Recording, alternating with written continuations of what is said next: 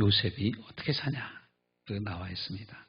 함께 이제 우리가 그래서 저는 이제 요셉의 삶을 사기로 보고 첫 번째는 여러분도 한번 그 옆에 빈 공간이나 청력책에 있으면 여러분 한번 써놓으세요. 일기 아버지 아래서. 일기는 이제 아버지 아래서요. 아버지 아래서. 아버지 아래서 사랑받고 컸죠. 요셉. 2기 보디발 아래서. 보디발이 인정해가지고 가정총무까지 세워졌는데 이 보디발 와이프가 음란해가지고 이 누명을 뒤집어 씌워서 감옥을 보냅니다. 그래서 3기는 감옥 아래서, 4기는 애굽 위에서. 제가 이렇게 이름을 정해왔어요. 4기는 애굽 위에서. 우리가 이제 요셉 이야기를 이렇게 읽으면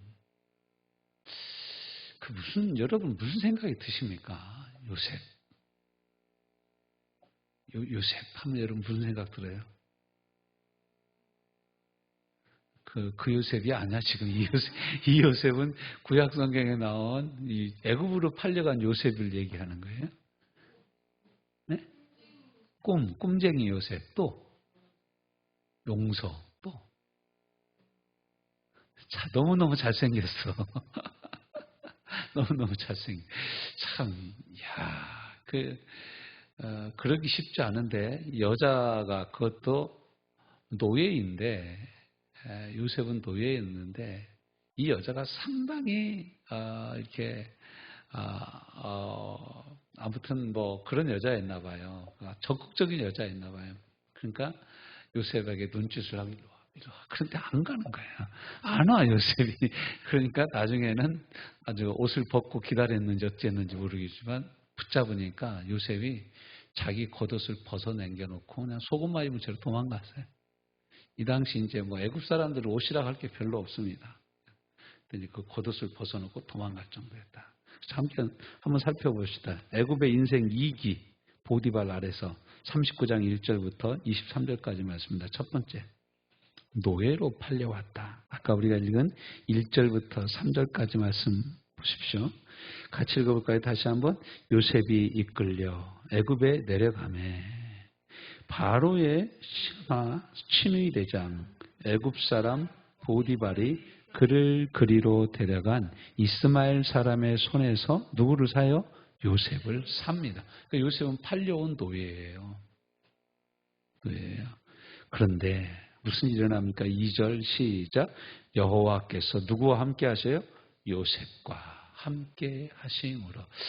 저는 이 장면, 이 말씀을 읽을 때 이런 생각을 해봤어요. 요셉이 형들이 팔아가지고 팔리잖아요. 이스마엘 사람들한테, 이스마엘 상인들한테 팔려서 애굽으로 내려오는데 그 전에는 요셉이 하나님이 요셉과 함께 하셨다라는 말씀이 성경에 등장하지 않아요.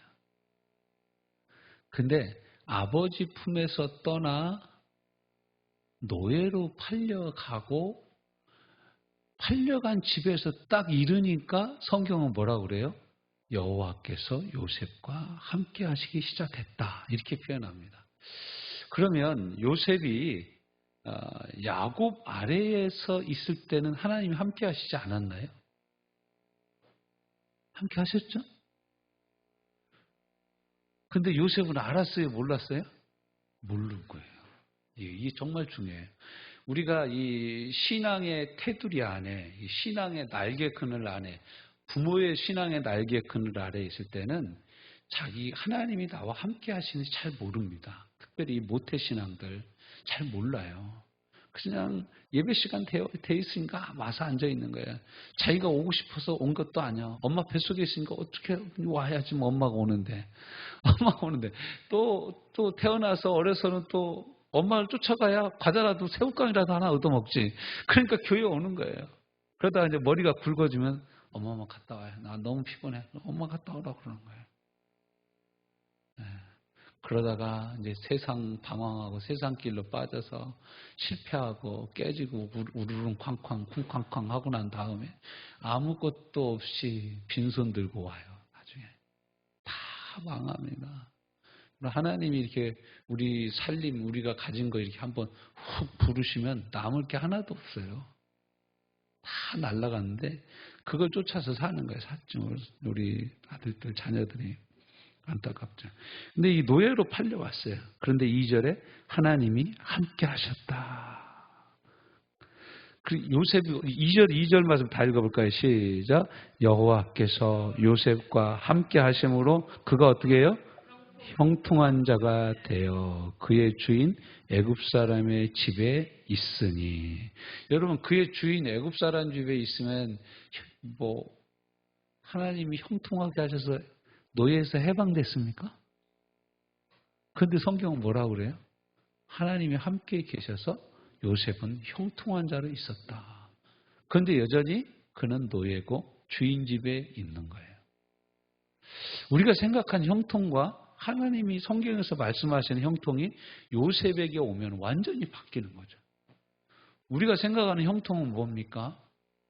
애굽으로 팔려가지도 않고 그저 뭐 이삭이 그랬던 것처럼 농사만 지면 100배로 거두고 마침내 거부가 되고 요셉은 또 뭐 11 그 집단이 자기한테 절하는 꿈을 꿨고 뭐 하늘의 12별들과 큰 별 2개가 또 자기에게 절하는 걸 또 받고 그러니까 나중에는 야곱 아버지까지 열받잖아요. 그럼 막 내가 너한테 절하라는 얘기냐? 이렇게까지 되잖아요. 이렇게까지 되잖아요.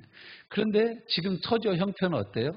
뭐 완전히 노예로 팔려와서 주인 아래에 언제 목숨이 없어질지 주인 마음에 의해서 죽고 사는 것이 결정되어지는 기가 막힌 처지와 형편에 있는데 성경은 요셉 보고 뭐라고 하냐?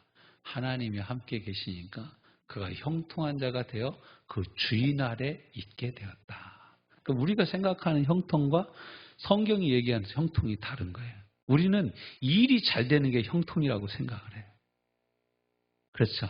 그래서 여러분 찬송가 부를 때 나의 갈 길 다가도록 그 찬양 부를 때 만사 형통하리라 무슨 일을 만나든지 만사 형통하리라 찬양하잖아요.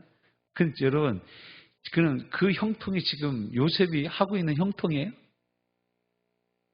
요셉이 지금 노예로 팔려와서야 성경은 요셉이 형통하다라고 얘기를 하는 거예요.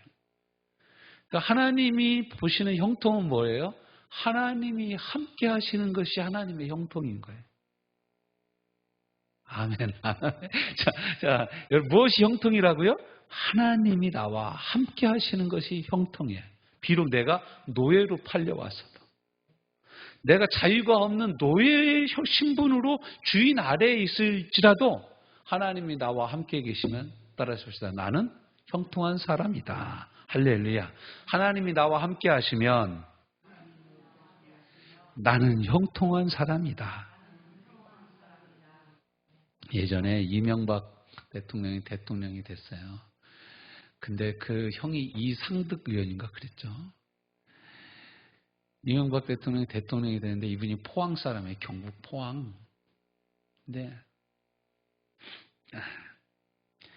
포항 사람인데 그 대통령한테 뭔 일을 부탁을 하고 그러려면 누구를 통하면 되냐면 형을 통하면 다 된다고 그랬어요. 그래서 만사형통이 뭐 형통에 대한 이야기를 할 때 형을 통하면 된다고 그래서 형통이라는 말이 이상하게 쓰여진 적이 있습니다. 근데 성경에서 형통은 뭐예요? 하나님이 나와 함께 하시는 것이 형통이다.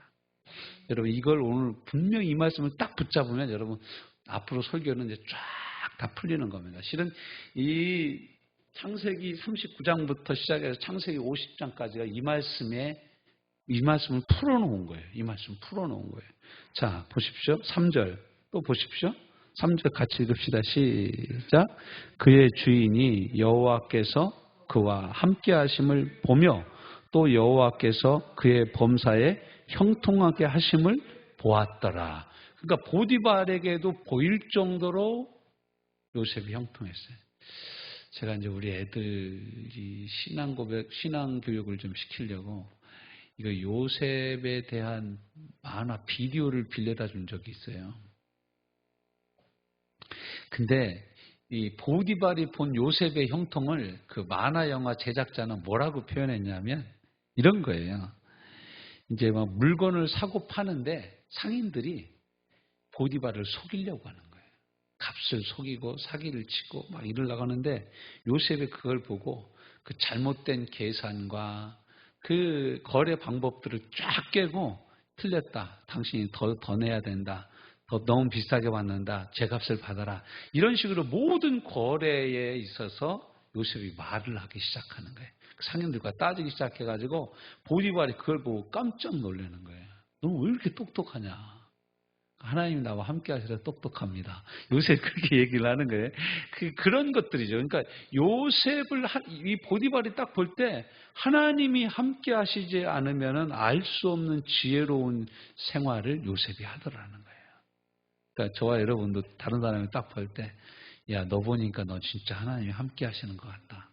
이렇게 얘기해야 진정한 형통을 누리는 하나님의 사람들인 줄로 믿습니다. 자, 그 다음에 이제 4절. 요셉이 그의 주인에게 뭘 입어요?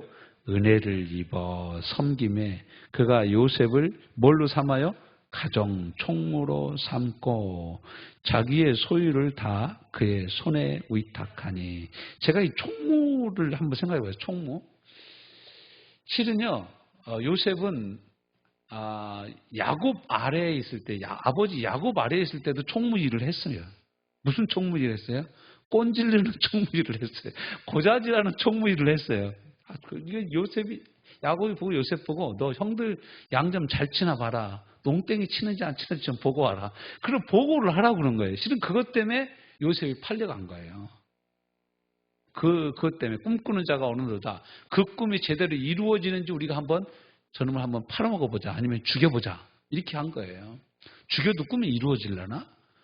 애굽에다 노예로 팔아먹어도 이루어질려나? 이렇게 된 거였어요. 그래서 실은 이 애굽으로 팔려온 거예요. 근데 이것은 하나님의 놀라운 다 큰 섭리와 계획 가운데 있었던 일이죠. 그래서 형제들 총무하다가 오늘 이제 보디발의 집에 와서는 무슨 총무예요? 가정 총무하고 또 조금 이따 누명 써가지고 감옥 가면 뭐예요? 감옥 총무하고 감옥에서 풀려나서 꿈 해몽하고 나서는 무슨 총무가 돼요? 애굽 총무가 되는 거예요. 요셉의 일생은 총무 일생이야. 총무 일생. 총무로 평생 사는 거예요. 요셉은. 자, 봅시다. 자, 그런 일이 이제 총무를 삼고 자기의 모든 소유를 다 그의 손에 맡기고 요셉에게 자기의 집과 자기의 모이든 소유물을 주관하게 한 때부터 어떻게 돼요? 5절에 여호와께서 요셉을 위하여 그 애굽 사람의 집에 복을 내리심으로 여호와의 집이 그의 집과 밭에 있는 모든 소유에 미친지라. 그러니까 하나님이 요셉 때문에 보디발의 집을 복 주시는 거예요. 따라서 봅시다. 하나님 아버지, 나 때문에 우리 직장이 복을 받게 하옵소서. 우리 동네가 복을 받게 하옵소서. 우리 가문이 복을 받게 하옵소서. 할렐루야. 우리가 이런 기도를 할 수 있는 근거가 바로 이 말씀에 있는 거예요. 네. 우리가 복을 받는 것은 기복적인 신앙이어서가 아니라 하나님이 우리와 함께 하시기 때문에 복을 받은 것인 줄로 믿습니다. 자, 그리고 나서 이제 여호와께서 요셉을 위하여 복을 받게 하시고 6절. 모든 것을 다 위탁합니다. 자기가 먹는 음식, 이건 무슨 얘기냐면 자기가 먹는 음식만 빼고 다 요셉에게 맡깁니다. 그런데 마지막 절 말씀이 이제 절정이죠. 마지막 절 6절 뭐라고 나와 있습니까? 요셉은 뭐라고 그래요? 용모가 빼어나고 아름다웠더라. 이야, 일도 잘하는 데다가 또 잘생겼대요. 그럼 이거 뭐가 부족한 거야? 부족한 게 거의 없는 완전한 사람이죠. 근데 이 너무 잘생긴 것이 요셉에게 걸림이 되는 거죠. 그 다음 7절 시작. 그 후에 그의 주인의 아내가 요셉에게 눈짓하다가 동침하기를 청하니. 눈짓해서 일로 와 하는데 요셉이 안 가는 거예요. 청하는데 요셉이 거절합니다. 요셉이 거절하며 자기 주인의 아내에게 이르되 내 주인이 시작 내 주인이 집안의 모든 소유를 간섭하지 아니하고 다 내 손에 위탁하였으나 이 집에는 나보다 더 큰 이가 없으며 주인이 아무것도 내게 금하지 아니하였어도 금한 것은 당신뿐이니 당신은 그의 아내임이라. 그런즉 내가 어찌 이 큰 악을 행하여 하나님께 죄를 지으리까. 그러니까 우리가 범죄하지 않을 수 있는 방법이 하나 있는데 하나님 앞에서 사는 거예요. 요셉이요 보디발 앞에서 살았으면 보디발 안 보였으면 어떻게 돼요? 아니, 사모님이 원하신다면 뭐 얼마든지 제가 봉사하지요. 그리고 더 좋게 저를 대접해 줄 줄로 제가 알고 있습니다. 사모님 한 번 잘 때마다 아파트 한 채씩 제게 주시죠. 이렇게 해서 거부가 될 수도 있었겠죠. 그 사람 앞에서 살면 그게 되는 거예요. 사람 앞에서. 근데 하나님 앞에서 살면 어떻게 돼요? 하나님 지금 보고 계신데. 그래서 이걸 이제 코람데오라고도 합니다. 코람데오. 이건 이제 라틴어인데 코람데오. 하나님 앞에서. 영어로는 before God. 하나님 앞에서. 내가 무슨 일을 하든지 하나님이 지금 보고 계신다라고 생각하고 일을 하는 거예요. 그럼 뭐 함부로 할 수가 없잖아요. 그렇죠? 이상한 짓 할 수가 없는 거지. 이제 휴대폰 그 초기 화면에 지금은 이제 뭐 꽃 그림 같은 거나 뭐 사진 같은 게 많이 나왔잖아요. 예전에 그 뭐 폴더폰 이렇게 피는 건 이렇게 보면 딱 글씨 뭐 이렇게 써 넣게 만들었잖아요. 그 제가 제 휴대폰에다가 하나님 앞에서 이렇게 제목을 써놓고 휴대폰을 가지고 다녔어요. 그때 이제 제가 아는 목사님 한 분이 제가 전화 오는 걸 딱 보더니만 하나님 앞에서 딱 떠 있잖아요. 그랬더니 저보고 이 목사 이거 이렇게 써놓고 어디를 네가 갈 수 있어 그러는 거예요. 그렇지만 우리가 하나님 앞에서 사면 뭔 일을 우리가 할 수 있겠습니까? 근데 요셉이 범죄하지 않을 수 있었던 가장 확실한 이유가 바로 여기에 있어요. 사람 앞에서가 아니라 하나님 앞에서 있는 거예요. 하나님 앞. 사람의 눈은 속일 수 있어요. 아내도 속일 수 있습니다. 남편도 속일 수 있습니다. 친구도 속일 수 있어요. 부모도 속일 수 있어요. 하나님은 속일 수 없어요. 요셉이 이걸 깨달은 거죠.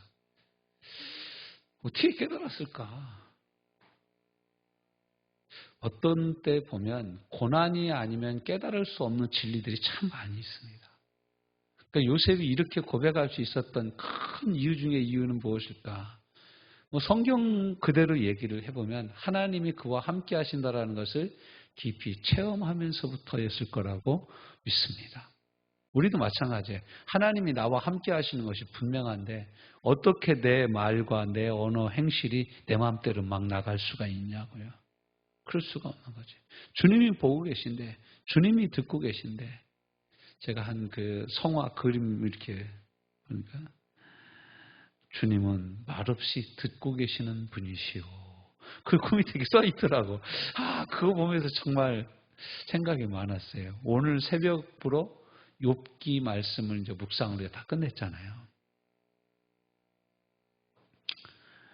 제가 성경 그 욥기를 쭉 보니까 하나님이 욥기 38장부터 말씀하셔가지고 42장에 끝났는데 세상에 욥하고 욥 친구들이 얼마나 떠들었냐면 욥기 3장부터 욥기 37장까지 떠든 거야. 근데 여러분 가장 오래 기다리신 분은 누구세요? 그러니까 하나님이 가장 오래 기다리고 계신 거야. 하나님 모든 말을 다 듣고 계신 거야. 나중에 보니까 하나님이 열받아가지고 뭐라 그러냐. 야, 너 봤어? 너 알아? 이렇게 얘기하시잖아요. 할 말이 없죠. 할 말이 없죠. 하나님 말없이 보고 계시는 분이세요. 하나님 듣고 계시는 거예요. 우리 그 한자 성어 중에 사필규정이라는 말이 있습니다. 사필규정. 무슨 뜻이냐면 모든 일은 반드시 정의가 이긴다라는 뜻이에요. 사필규정. 어떻게 이게 가능하냐면 하나님이 살아계셨어요. 하나님이 보고 계시는 거예요. 하나님이 역사의 심판자가 되시는 거예요. 역사의 심판자가 되는 거예요. 반드시 하나님 역사의 주인이십니다. 저는 이 막 정치적으로 막 이런 보복이 일어나고 경제적인 보복이라든가 이런 뭐 어려운 전쟁 상황 이런 많은 것들을 보면서 저는 빨리 주님이 오셔야 된다고 믿습니다. 여러분 주님이 안 오시면 저 푸틴 같은 사람은 누가 심판합니까? 북한 쪽에 살고 있는 김씨 일가는 누가 저 심판을 합니까? 네? 온갖 죄를 짓고도 법을 알아가지고 요리조리 도망다니는 새끼들은 누가 심판을 합니까? 돈 가지고 판검사를 사고 사법질서를 흔드는 그런 못된 법꾸라지들은 누가 심판을 합니까? 모든 죄를 지어놓고서도 꼬리 자르기를 해가지고 자기는 감옥 안 가는 돈 많고 권력 있는 사람들은 누가 심판합니까? 저는 우리 주님이 오시는 그때 다 반드시 심판받을 줄로 믿습니다. 그리고 나서 이제 쭉 우리가 아는 말씀대로죠. 뭐, 이 여자가 막 강간을 하고 막 도망가고, 그렇게 그런 일이 이제 쭉 계속됩니다. 이건 뭐 우리가 다 요셉에 듣지 않고 동침하지 아니할 뿐더러 함께 있지도 아니하더라. 10절, 11절. 그러할 때 요셉이 그의 일을 하러 집에 들어갔는데 제대로 코 깬 거죠. 여기서 도망갈 수가 없는데 요셉은 그래도 도망갑니다. 그러자 여자가 모든 누명을 뒤집어 씌워가지고 자기 남편한테 얘기하고 보디발은 화나가지고 요셉을 감옥에 집어넣었어요. 근데 여러분 한번 생각해 보세요. 여러분이 주인이야. 근데 노예놈이 내 부인을 건드리려고 그랬어. 그건 죽여도 할 말이 없어. 죽어도 할 말이 없는 존재가 돼. 노예에게는 인권이라는 게 없으니까. 그럼 여러분이 보디발이라면 요셉을 죽였겠어요? 감옥에 보냈겠어요? 죽인다. 사람들을 다 죽인다 그러겠다 그러잖아. 다 죽인다 그러잖아. 죽이는 게 정상이지. 그래서 제가 그런 생각을 해봤어요. 왜 보디발은 요셉을 감옥에 보냈을까? 아는 거야. 아는 거지. 자기 아내가 하자고 했을 리는 있어도 요셉은 그렇게 안 했을 것이라고 보디발은 눈치챈 것 같아요. 뭐 우리가 천국 가서 물어봐야 알겠지만 보디발은 알았던 것 같아요. 왜냐하면 이게 진짜라면 여러분 요즘으로 얘기하면 청와대 경호실장입니다. 보디발은. 무슨 뜻인지 이해가 되시죠? 나는 새도 떨어뜨릴 수 있는 막강한 권력을 가진 사람이 보디발입니다. 근데 보디발이 요셉을 안 죽이고 왕의 죄수들이 모여있는 특별 제1 깜빵에 집어넣습니다. 안양교도소에 집어넣는 거하고 똑같아요. 우리나라 지금 안양교도소 정치범들만 모여있는 안양교도소에 집어넣는 거예요. 왜 그랬을까? 보디발이 아마 미안해서 여기다 집어넣은 거 아닌가 그런 생각이 들어요. 왜냐하면 알잖아요. 자기 아내가 어떤 일을 하는지 알았던 거죠. 모르겠어요. 근데 이건 뭐 성경에 안 나와 있는 거니까. 그런데 더 놀라운 건 뭐냐면 감옥에 들어가서죠. 자, 요셉의 인생 3기가 감옥 안에서 시작됩니다. 장소는 변해도 변치 않은 은혜. 20절 시작. 이너의 요셉의 주인이 그를 잡아 옥에 가더니 그 옥은 누구를? 왕의 죄수를 가두는 곳이었더라. 요셉이 옥에 갇혔으나. 참 20절 마지막에 보세요 여러분. 성경은 뭐라 그래요? 요셉은 옥에 갇혔으나. 그 다음에 반전이 있다라는 얘기죠. 어떤 반전이 일어납니까? 여호와께서 요셉과 함께 하시고, 여러분 그분의 성경 펜이 있으면 줄을 쳐놓으세요. 요셉이 여호와께서 감옥에 갔는데도 여호와께서 함께 하셔. 그러니까 무슨 일이 일어납니까? 함께 하시고 그에게 인자를 더하사 간수장에게 뭘 받게 하세요? 은혜를 받게 하신 거예요. 참 신기하죠.